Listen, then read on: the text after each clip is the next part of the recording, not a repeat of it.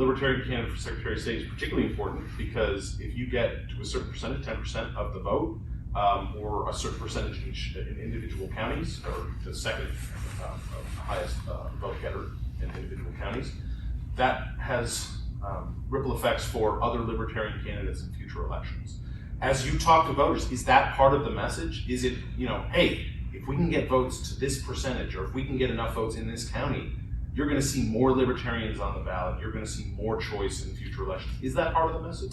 Absolutely. In fact, one of the most fun parts of this campaign is when people come up to me and say, is it true? Does 10% change things? And the answer is yes. So the word is getting out there, and to go on record, this is all under state law. And state law spells out how parties get ballot access. So this is true for Libertarians, Democrats, Republicans, Greens, Independents, Save the Whales Party. If you want to form your own single issue party, like pro-life, whatever your issue, this is about leadership, so that way you can execute your voice and the will of the people. And so if you're going to want party access, what happens in Indiana, the Secretary of State's office is the ballot access race. And it's true in many other states, but many other states use governorship, use the presidency as the ballot access race. And the Secretary of State's race may be a feature, not a bug, in the sense of it's very hard to differentiate, right? I'm going to file papers better than your candidate files papers.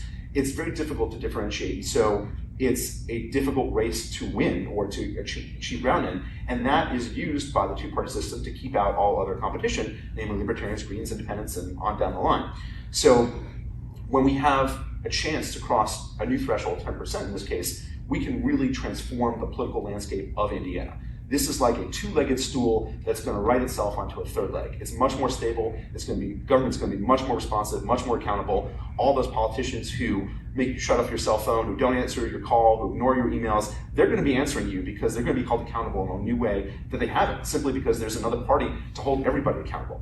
So that's the kind of transformative effect. You, the voter, are going to feel a lot more power and a lot more responsiveness. And that's a win for all of us. That's a win for our democratic republic.